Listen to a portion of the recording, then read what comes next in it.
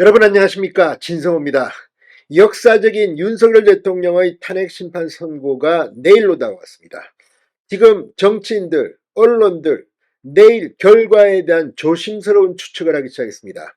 그런데 방금 전 TV조선 유튜브 이 류병수의 강펀치에 나온 유영하 국민의힘 의원 각하, 4대4 각하로 예상했습니다. 그런데 문제는 이런 결론이 도출되기까지의 과정입니다. 물론 내일 4대4로 각하될지 아니면 기각될지 또는 인용될지 아무도 장담할 수는 없습니다. 그러나 분명한 것은 윤 대통령에게 유리한 분위기가 감지되는 것은 사실입니다. 오늘 유영하 의원이 출연한 이 유튜브 방송에서 더 눈길을 끈 건 진행자 TV조선 류병수 보도국 차장의 설명이었습니다. 자신이 직접 취재한 헌재 내부 분위기입니다.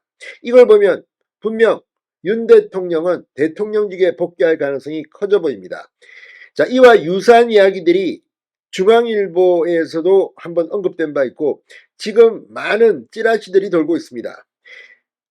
이 더불어민주당 지지자의 가짜뉴스라는 것도 있고 또 각자 자신들이 희망하는 바에 따라서 8대0 탄핵이 인용될 것이다.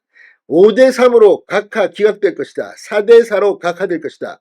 다양한 의견이 나오고 있습니다. 그런데 분명한 것은 류병수 TV조선 차장의 설명을 보면 인용될 가능성은 높아 보이지 않습니다. 류병수 기자는 뭐라고 했을까요? 상당히 충격적인 내용을 그대로 설명했습니다. 거의 천기 누설 같습니다. 진성호의 융단 폭격 시작합니다. 더불어민주당을 융단 폭격합니다. 자, 오늘 TV조선 유튜브 유병수의 강펀치에 유영하 의원이 출연했습니다. 그런데 유영하 의원의 의견을 듣기 전에 이 류병수 진행자가 상당히 많은 이 시간을 할애해서 헌법재판소의 내부 상황을 설명했습니다. 그게 힌트를 주고 있습니다. 자, 류병수 기자는 먼저 박찬대 민주당 원내대표의 발언을 인용했습니다. 김복형 재판관님, 정형식 재판관님, 조한창 재판관님, 을사오적의 길을 가지 마십시오. 헌법재판소가 왜 이렇게 시간을 끄는지 도저히 납득할 수 없습니다. 헌법에 따른 결론은 파면밖에 없습니다. 뭐 이런 발언입니다. 자, 그런데 지금 1905년에 나라를 팔아먹었던 을사오적이 있었다며 공교롭게도 올해가 을사년이다. 윤석열 파면이 아니라 나라를 파멸로 이끌 결정을 내린다면 신을사오적으로 역사의 오명을 남길 것이라고 거의 협박조의 발언을 박찬대 원내대표는 합니다. 여기에 대해서 류병수 차장은 이렇게 말합니다. 자, 박찬대 원내대표가 저렇게 공개적으로 지난달 29일과 30일 이런 얘기를 했습니다. 조한창, 김복형, 정형식 재판관을 향해 을사오적이 되지 말라 공개적으로 협박한 겁니다.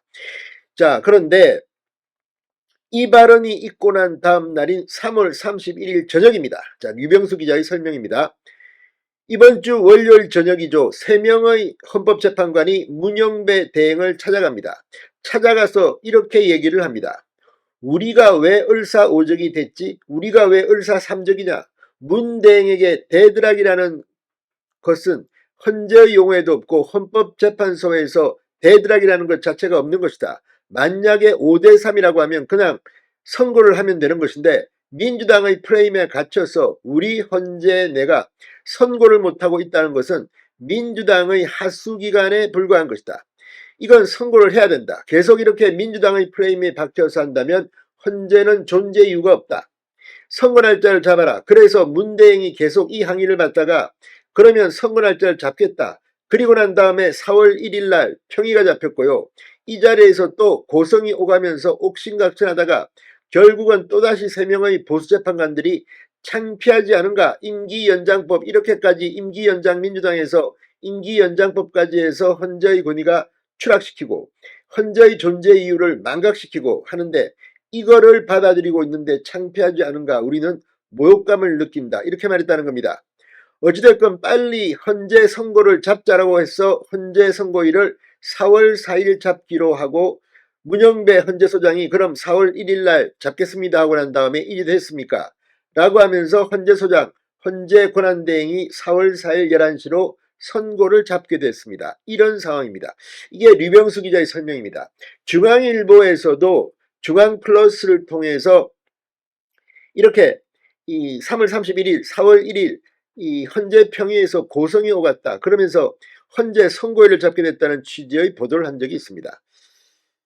자, 이런 상황이 맞다면 이건 윤 대통령의 탄핵이 실패했다는 것을 의미합니다.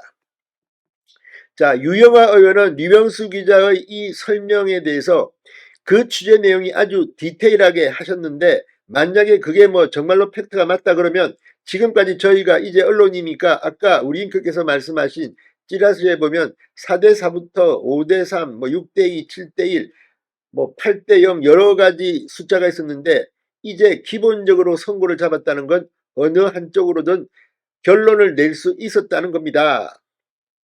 그러니까 문영배 지금 마흔역 재판관이 임명이 되든 안 되든 간에 어느 쪽이든 정족수가 채워졌다는 걸 의미하거든요. 이 말인즉슨 기각각하 결정이 내려졌을 가능성이 높다는 겁니다. 자, 이 유영하 의원은 그래서 결론적으로 4대4를 이야기합니다. 4대4. 물론 유영하 의원은 자신의 개인적 의견이다 이렇게 하면서 4대4 각하 의견을 냈습니다.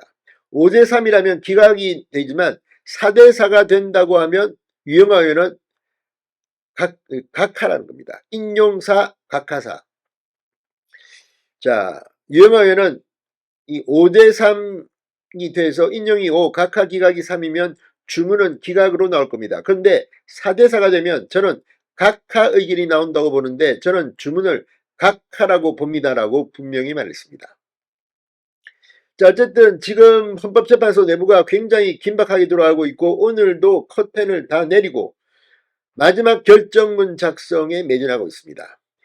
류병수 TV조선 기자의 설명은 너무나도 디테일해서 이게 맞다면 헌법재판관 3명이 문영배 사무실을 찾아가서 항의를 했다. 그리고 이렇게 선고일이 정해졌다.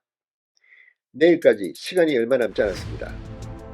윤 대통령 지금 상당히 뜨거운 심정일 겁니다. 진성호의 융단 폭격이었습니다. 여러분 감사합니다.